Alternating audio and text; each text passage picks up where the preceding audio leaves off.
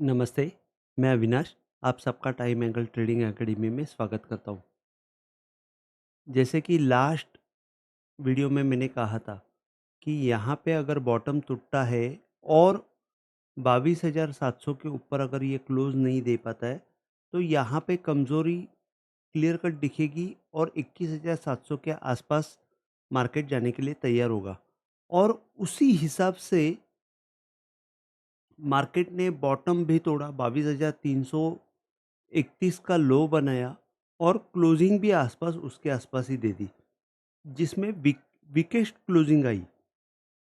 अब यहाँ पे क्या हो रहा है कि अगर हम लोग देख रहे हैं कि एस्ट्रोलॉजिकली बहुत अच्छा सपोर्ट है, जो मैं बोल रहा था कि 14-15 तारीख तक मार्केट ऊपर आएगा, 14-15 अप्रैल तक, तो वहाँ पे एक हमको ऊपर की तरफ की रिट्रेसमेंट मिलेगी और वहाँ उसके बाद में मार्केट में और डीपर करेक्शन देख रहा था।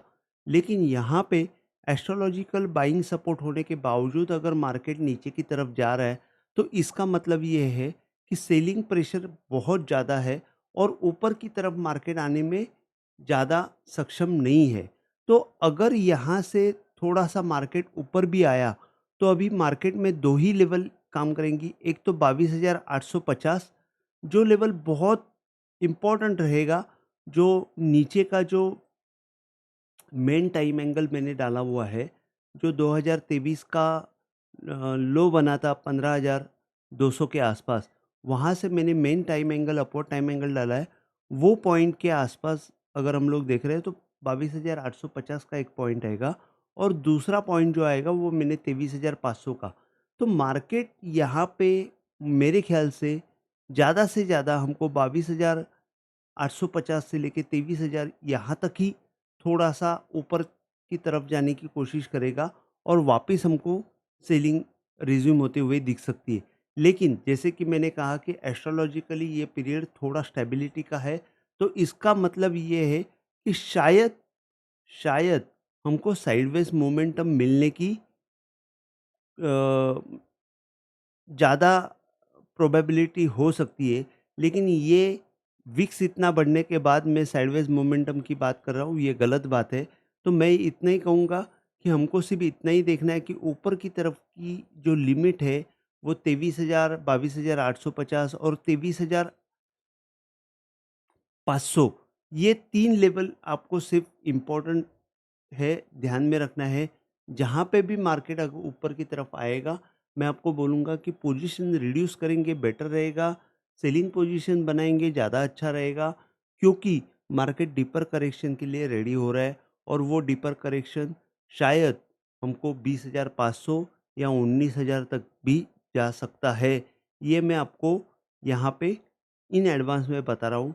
फर्स्ट टारगेट तो उसका 21,750 से लेके 21,500 ये टारगेट रहेगा। 21,500 समझो ये बॉटम टूटते वक़्त कंडीशन कैसी है वो हमको देखनी पड़ेगी। 21,700 जब टूटेगा तो वो टूटते वक़्त वहाँ पे कैसे फॉर्मेशन बन रहा है उसके ऊपर सब डिपेंड है। वहाँ पे सिचुएशन कैसे है, वो कौन से तारीख को टूट रहा है वो भी इम्पोर्टेंट रहेगा। मेरा मानना यह है कि 15 तारीख के बाद या 13 से 17-18 अप्रैल के बाद हमको बहुत ज़ोर से मंदी दिखेगी और वो मंदी शायद हमारे लिए 2-3 महीने के लिए कंटिन्यू रह सकती है। इसके लिए मुझे ऐसे लग रहा है कि यहाँ पे एक कंसोलिडेशन मूव आ सकती है, जो हमको 23,500 और 23,000 यहाँ तक जाने की कोशिश करके वहाँ पे कंसोलिडेशन मूवमेंट रहेगी और वहाँ से फिर ब्रेकडाउन मिलेगा, ऐसा मेरा मानना है। तो यहाँ पे 2 चीज़ें हैं कि मार्केट ने सेल ऑफ जो किया हुआ है, टॉप से जो प्रीवियस टॉप था वहाँ से डाउनवर्ड टाइम एंगल डाला हुआ है, उसको भी ब्रेक किया हुआ है और बॉटम से जो टाइम अपवर्ड टाइम एंगल है उसको भी ब्रेक किया है। तो यहाँ पे मार्केट अच्छी तरह ट्रैप में फँसा हुआ है। तो मेरा सिर्फ़ ये कहना है कि कल के लिए अगर आपको लेवल अ, देखनी है, तो मैं आपको इंट्राडे के लेवल के हिसाब से अगर मैं आपको बताऊँ, तो 1 सेकंड, आपको सिर्फ़ इतना ही देखना है कि 22,850 एक फर्स्ट लेवल जो है वो रेजिस्टेंस के तौर पे काम करेगा और सेकंड लेवल जो है 23,000 के आसपास का जो लेवल है, वो ऊपर की तरफ रेजिस्टेंस के जैसे काम करेगा और नीचे जैसे कि मैंने कहा कि 22,300 के बाद यहाँ पे हमको दूसरा अभी कोई सहारा नहीं रहेगा। एक 22,000 का एक सपोर्ट रहेगा जो साइकोलॉजिकल लेवल रहेगा और उसके बाद 21,700। तो आपको मैंने कल के लिए लेवल्स दे के रखे हैं, आप उस हिसाब से एक्ट करना। अगर आपको कोई अ, यहाँ पे डर लगे तो पोजीशन बाइंग पोजीशन तो मैं बोलूँगा रिड्यूस करेंगे तो बेटर रहेगा। सेलिंग पोजीशन में रहना ज़्यादा सेफ है। अगर आपको वीडियो पसंद आया हो तो प्लीज़ आप शेयर कीजिए, लाइक कीजिए और सब्सक्राइब कीजिए। जय हिंद, थैंक यू।